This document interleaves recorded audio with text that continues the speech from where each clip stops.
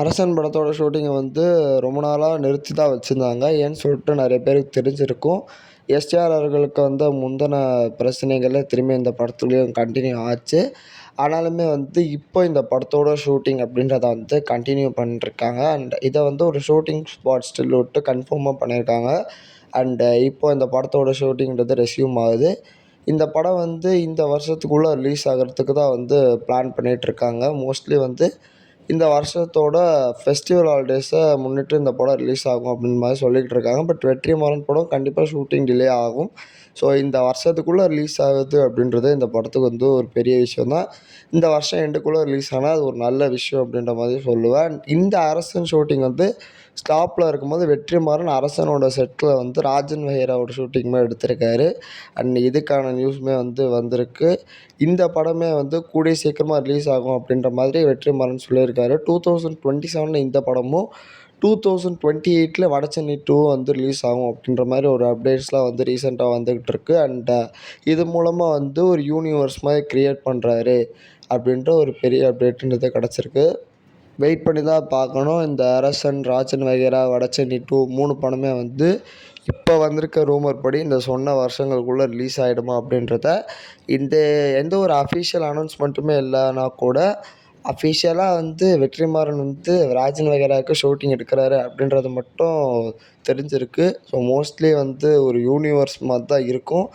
And Vetrimaaran அவர்களுமே வந்து வேறு எந்த ப்ராஜெக்ட்லேயுமே வந்து இந்த டைமில் வந்து கமிட் ஆகல இது வரைக்கும். ஸோ ஒரு யூனிவர்ஸ் மாதிரி இதை எடுத்துகிட்டு போகிறதுக்கு தான் ட்ரை பண்ணுவார். வெயிட் பண்ணி தான் பார்க்கணும். இந்த வடசென்னை யூனிவர்ஸ் வந்து எப்பேற்பட்ட வரவேற்பு கிடைக்குது. இந்த யூனிவர்ஸ் பெரிய ஒரு எக்ஸ்பெக்டேஷன்ஸுன்றது இருக்க தான் செய்யும். இருந்தாலுமே வந்து எவ்வளோ நாள் எடுக்குது இந்த படங்கள்லாம் ரிலீஸ் ஆக அப்படின்றதெல்லாம் வந்து வெயிட் பண்ணி தான் பார்க்கணும். அண்ட் துருவ நட்சத்திரத்தை பற்றி ஒரு பெரிய அப்டேட் அப்படின்றதே கிடச்சிருக்கு. படம் வந்து கூடிய சீக்கிரமாக தியேட்டர்ஸில் ரிலீஸ் ஆகிடும் அப்படின்ற மாதிரி ஒரு பாசிட்டிவ் அப்டேட்டுன்றதே கிடச்சிருக்கு. ரொம்ப வருஷமாக இது வந்துக்கிட்டு தான் இருக்குது.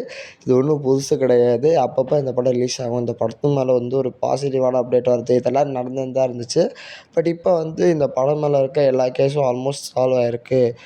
எல்லாத்தையும் வந்து கௌதம் வாசுதேவ் மேனன் வந்து சால்வ் பண்ணிட்டாரு. படத்தை வந்து மே மந்த்துக்குள்ளே எடுத்துகிட்டு வந்துடுவாங்க அப்படின்ற மாதிரி சொல்லிகிட்ருக்காங்க. May 1st week or May 2nd week. May 1st வீக்னால் மே 7th இல்லை மே 14th எடுத்துகிட்டு வந்துடுவேன் அப்படின்ற மாதிரி அப்டேட் வருது. எப்போ வருதுன்றதை வெயிட் பண்ணி தான் பார்க்கணும். மே 14th கருப்புமே ரிலீஸ் ஆகுது. ஸோ மோஸ்ட்லி அந்த டைமில் வரதுக்கு சான்ஸ் இல்லை. அண்ட் இந்த நடுவில் ஜனநாயகன் படம் எப்போ வரும் அப்படின்ற மாதிரி அப்டேட்ஸுமே வந்து கொஞ்சம் கொஞ்சமாக வந்துக்கிட்டு இருக்குது. எலெக்ஷன் அப்படின்றது முடிஞ்சிருச்சு. ஸோ இந்த படத்தோட சென்சார் சர்டிஃபிகேட்டை கூடிய சீக்கிரமாக நம்ம எதிர்பார்க்கலாம். சென்சார் சர்டிஃபிகேட் வந்தால் முடிஞ்ச அளவுக்கு சீக்கிரமாக இந்த படத்தை ரிலீஸ் பண்ணுறது தான் பார்ப்பாங்க. ஏன்னா ஏற்கனவே படம் லீக் ஆகிடுச்சு. ஸோ சீக்கிரமாக ரிலீஸ் பண்ணுறது தான் நல்லது. மே எண்டுக்குள்ளே இந்த படம் ரிலீஸ் ஆகிறதுக்கு நிறைய பாசிபிலிட்டிஸ் அப்படின்றது இருக்குது. பட் கண்டிப்பாக மே ஸ்டார்டிங்கிலோ மே 14th இல்லை ஏப்ரல் 30th இந்த படம் ரிலீஸ் ஆகாது. மே எண்டு இல்லை ஜூன் ஸ்டார்டிங் அந்த டைமில் வந்து கண்டிப்பாக இந்த படம் ரிலீஸ் ஆகிடும். ஏன்னா வந்து இந்த படம் மேலே இருக்கிற பிரச்சனைகள் இதெல்லாம் வந்து அந்த டைமுக்குள்ளே முடிஞ்சிடும். எந்த படம் ரிலீஸ் ஆகுதோ இல்லையோ கருப்பு படம் கண்டிப்பாக வந்து மே மாதம் ரிலீஸ் ஆகிடும். மே 14th இந்த படம் ரிலீஸ் ஆகுது. அண்ட் நேற்றுக்கு தான் இந்த படத்தோட கிராண்டான ஆடியோ லான்ச் வந்து மதுரையில் நடந்திருக்கு. அண்ட் இந்த ஆடியோ லான்ச் பார்த்தவங்க வந்து ஆடியோ லான்ச் எப்படி இருந்துச்சு அப்படின்றத சொல்லுங்கள். நான் இன்னும் ஆடியோ லான்ச் பார்க்கல. இந்த படத்தோட ட்ரெய்லர் பற்றின எந்த ஒரு அப்டேட்டுமே இது வரைக்கும் இல்லை. பட் கூடிய சீக்கிரமாக ட்ரெய்லர் விட்டுருவாங்கன்னு நினைக்கிறேன். மோஸ்ட்லி மே 1 ட்ரெய்லர் வர மாதிரி தான் இருக்கும். ட்ரெய்லர் பார்த்தா தான் இந்த படத்தோட ஸ்டோரி எப்படி இருக்கும் அப்படின்றத பற்றி நம்மளுக்கு ஒரு கிளாரிட்டி கிடைக்கும்.